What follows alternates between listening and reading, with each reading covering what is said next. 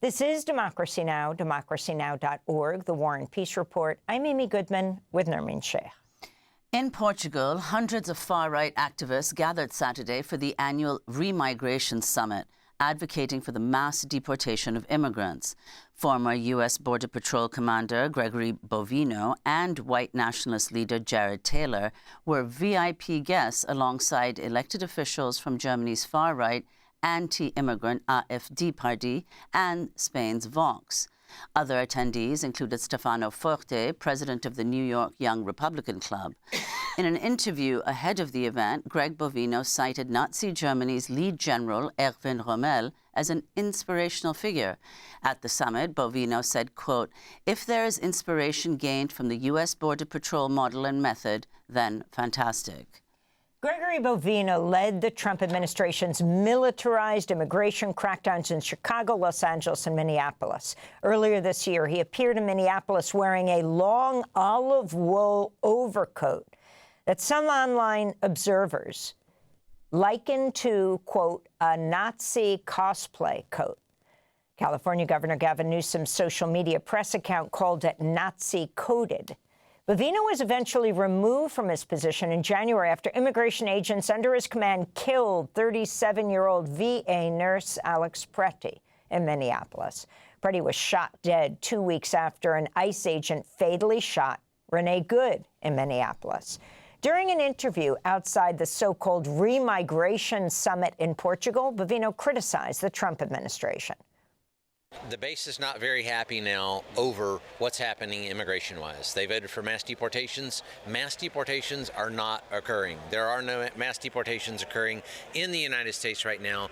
So those MAGA voters, those 80 million that came out to vote for him in the polls, are not happy campers right now. We go now to Vienna, Austria, to speak with the reporter Charles Davis, who writes for The Guardian and also runs The Redoubt, where his new piece is headlined, "Why Did the Press Ignore a Gathering of the World's Leading Fascists?" Charles, thanks so much for being with us. Why don't you talk about what remigration is and the significance of Bovino being there?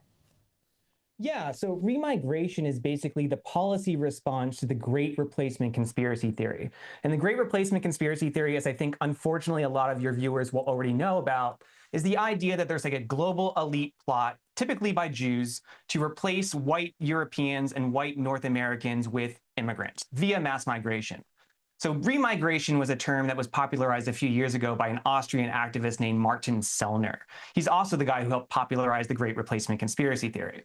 And it basically is, it's an argument for mass deportations, not just of illegal criminals, as is the typical rhetoric you would hear from the Trump administration, far-right parties here in Europe, but it's the idea that you need to actually like reverse the 20th century, that the issue was not just the immigrants who came in the last few years seeking asylum or refugee status, but those who were allowed in over the last 100 years who were not really, as they see it, European or American.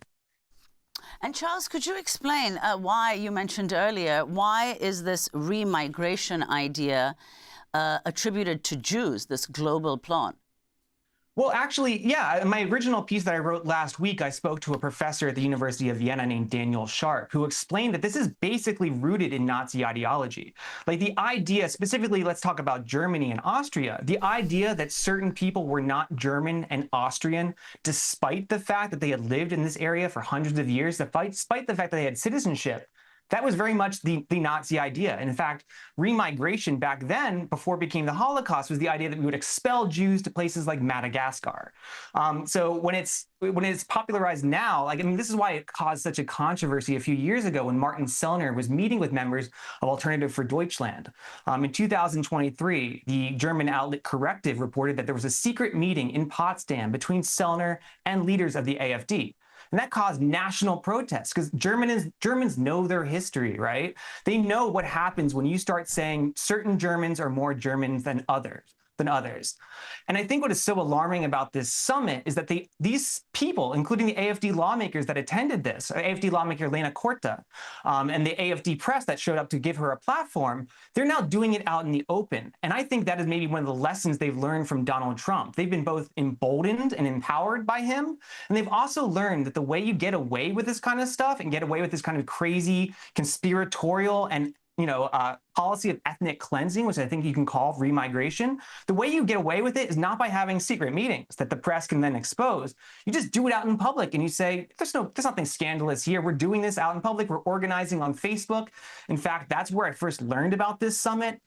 Paid Facebook ads by the group Reconquista, which is a far-right Portuguese group, which is named after the idea of mass expulsions of Muslims historically from the Iberian Peninsula. And so now it's all out in the open. And if we can be grateful to Greg Bovino for anything, it's to drawing some attention to this and also spelling out what they mean by remigration. It is not just deporting so-called illegals. Greg Bovino, when he was criticizing the Trump administration, I'm less interested in his sour grapes and more in the fact that he spelled out that he thinks there are 100 million illegal aliens in the United States. Now, most credible experts would tell you there are 12 million tops. But if you were paying attention during the 2024 campaign, you might have seen Donald Trump and J.D. Vance making that number go a little bit higher every time they spoke. It hit 20 million, it hit 30 million, and now it hit 100 million. And I think that speaks to the fact that they're not just trying to get people out based on pure legal status. You have to view it in the context of trying to eliminate birthright citizenship and rolling back the 20th century. It's getting rid of people that came over the last 100 years who they define as not American or not European enough for the European context. And so if you could say a little bit more about the way in which Trump and his administration generally have been advancing and elevating this idea, and in particular, the fact that the State Department has pledged to create an office for remigration. What is the status of that? Has it been established, and what is its purpose? Well, the Trump administration, there's always like a little bit of dance that the far right does. There are those that are like the public figures that say, remigration, don't get too scared about it. We actually just mean deporting criminals. That is what the AfD did after their secret meeting with Martin Sellner was exposed a few years ago. If you go to their website, they say, we just mean getting rid of like the people that have committed violent crimes, et cetera. And same with the Trump administration. I do not know if they actually succeeded in establishing this, but the whole Department of Remigration that they were going to establish under the State Department was ostensibly about voluntary self-deportation. Of course, when you get them to speak honestly at summits like just happened over the weekend, you see that it's not just about getting out a certain amount of illegal aliens, as they call them, or getting people to self-deport. I mean, they would get people to self-deport by creating such a hostile environment, and I think through state force to get them expelled. And in terms of remigration in Europe, the United States State Department has actually endorsed this great replacement conspiracy theory. In the U.S. National Security Strategy document that was released last December, the Trump administration warned that majority non-Europeans were taking over Europe, and that Europeans faced a stark prospect of civilizational erasure, and that should present trends continue, the continent will be unrecognizable in 20 years or less. Now, living here in Vienna, I can tell you that that is not really taking place. There are definitely more immigrants here than there were 20 years ago, but the idea that they're facing civilizational erasure for white Austrians, that is, it's conspiratorial. And I think what upsets me so much about the coverage of this and just the far-right extremism in general is that if you sound kind of crazy when you talk about it, when you say that the face of Donald Trump's deportation policy and a young Republican leader, Stefano Forte, are going to Europe to meet with self-described fans of Adolf Hitler, people that you can fairly describe as neo-Nazi activists, to talk about a plan for ethnic cleansing. It sounds crazy because, we should acknowledge that there has been some reporting on this. It's not just people like myself, but you have not seen any coverage from CBS News. You've not seen any coverage from the Washington Post. And you've not seen any coverage from the New York Times. And I think that is a huge problem because the New York Times especially is an institution that could make this something more than just a one-day story, that could press the Trump administration to answer, when did they realize that Greg Bovino was a Nazi sympathizer? And to press Republicans in New York and elsewhere, do you agree with Stefano Forte and his efforts to forge a kind of neo-fascist transatlantic alliance?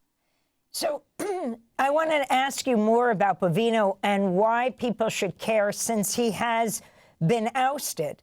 You have him tweeting from Newark. Many people wondered if he had gone to Delaney, but on his way to Portugal, Senator Mullen, he was talking about the new DHS secretary, and the rest of them have been trying to handle these riots. Well, let's just say it's not going great. For those of you in the comments section, give a vote. Should I just handle this myself?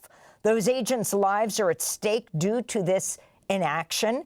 And then you have, let me go to Greg Bovino speaking to Newsmax about the hunger strike at the Delaney Hall ICE jail in Newark. As far as the facilities, those facilities are actually, I think they're too good. Fantastic facilities. Those detainees get everything they need. But what they really need is deporting, and we need to expand those facilities so we can get even more detainees in there. Carl, hey, I've heard about a hunger strike, which, I think that's fake news anyway. But if they did, well, I'm okay with that, because if they lose weight, we can get even more people on planes for deportation. So that was Bovino talking to Newsmax. And of course, you had Tom Homan, the so-called border czar, denying there's a hunger strike, but then saying he would force feed prisoners there. And then you have Bovino saying, you have the world watching and supporting your efforts to hold the line, he's saying to ICE agents at Delaney. Every one of us wants to be shoulder to shoulder with you. In speaking with the Mean Green team, they send you support and are wishing you the best. He also talked about ICE agents at Delaney hang in there. This is extremely interesting, given he is both supporting them and criticizing the Trump administration. Your final comment on this, the role he plays. Well, yeah, I think he does speak for the MAGA base. And I think it's interesting that when he criticizes the Trump administration, he's criticizing the czars around him. It's always the bad advisors. He's not criticizing Stephen Miller or Donald Trump. And I think he's right not to, because I think Stephen Miller and Donald Trump share the remigration agenda that he has. And I think it's interesting, since we're talking about him showing up to Newark, or at least faking that he would. For several days, organizers of this summit had been teasing that they would have a special guest star. And in the weeks leading up to it, I kind of wondered who that was. I thought, is it going to be a former Fox News anchor? Is it going to be Nick Fuentes? And then Greg Bovino posted on X a photo of himself with giving what can only be described as a Nazi salute. And I think at that exact moment, I realized it is him. It is him. And I checked the Telegram channel for the summit, and they had just announced him. And I think that is what is alarming, because I think he does speak in an unfiltered way what Stephen Miller and Donald Trump would like to say, but they are prevented to by the Susie Wiles, who know, again, this kind of fascist dance, that you cannot come out and say this. You can hint at it by embracing the term remigration, but when the broader public asks you what that means, you tell them it's not the scary thing that it totally does mean, in which you are signaling to your far-right supporters that you yourself support. Thanks for watching Democracy Now! On YouTube. Subscribe to the channel and turn on notifications to make sure you never miss a video. And for more of our audience-supported journalism, go to democracynow.org, where you can download our news app, sign up for our newsletter, subscribe to the daily podcast, and so much more.